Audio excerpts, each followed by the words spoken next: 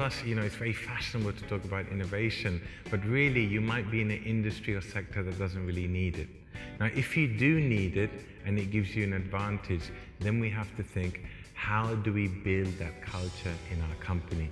And I can talk about a few things which I think are key. So what I always think about is we need machines, we need technology, but machines, technology, robots, they don't come up with ideas. So if they don't come up with ideas, who does? People.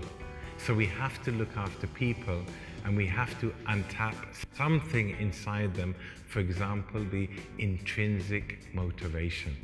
So first of all, I think it needs to be from the ground up, but it needs top-level support for something to really, really happen and to engage. And then you have to work with people.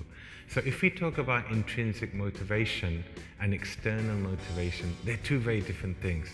Now, the classic, give you the stick, I'm gonna do the job, not bad, you'll do it. But if I can get you from the inside the carrot, you're gonna give me that little bit extra, which we call discretionary effort. Now, we have found out in our studies that if people have enough money, they won't perform for more money.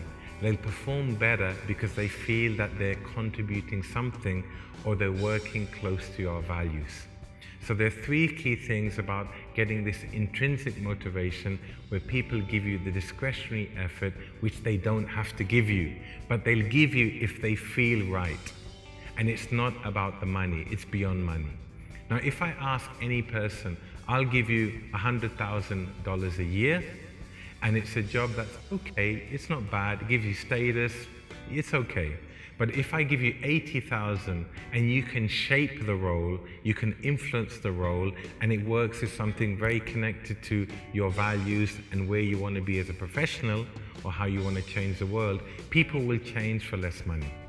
But the three keys to that motivation are, I'd say it's called PAM. First, it's called, the part of purpose. People have a higher goal, they'll give you more when they feel they're contributing to something that changes the world in a positive way, or it connects to their values. Then there's a thing called autonomy. So if I tell you, you have to be there and do this 8 to 5, okay, but if I say, do it as you like, I'm telling you, I'm sending you a message, I trust you. Then in the PAM, the third letter is M, and that's mastery. And that links with Maslow's hierarchy, the higher order of things where we get creativity and innovation when people want to develop themselves. So why would people come here? Why would they come to one of my talks? Why would they go to IE Business School? Because they want to develop, they want to learn, and they want to go forward, okay? Also, if we talk about that, the way we communicate is key. So if I put the badge of innovation, it sounds great, but if people can't feel it, it's too far, nothing will happen. So we have to make it sustainable. It's really unlocking that internal motivation, understanding people and their needs, and working towards those higher values. And also to make it sustainable step by step. There's a very interesting philosophy called Kaizen, which is actually Japanese. And this philosophy was used by Japan to rebuild the economy after the Second World War. What they did is they said, instead of big changes, anybody can promote and offer a small change. Now what would happen is many small changes happen, and over time that created a continuous improvement that had a very big impact, but it was also low risk. The risk factor for established company is very, very different. So again, what I would say is do it in a sustainable way, but maybe you can do something like separate the innovation part of the company into a new unit, like a separate incubator or laboratory, or they call company builder. Then you can come up with ideas. You can try them out in the Kaizen model step by step. When you see that they really have traction, then you can implement them. So it doesn't really affect the main business model.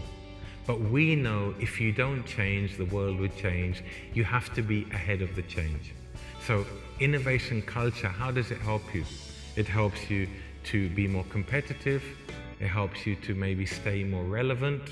It helps you to think about how to do business in a different way.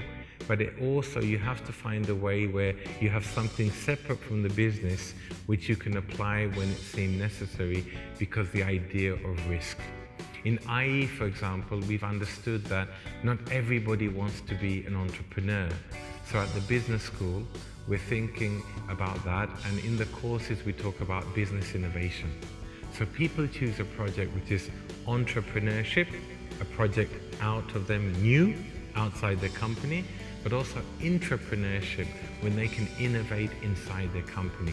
And more companies are using entrepreneurship skills and values inside the company to create a new innovation culture and to create creativity, and in the end to create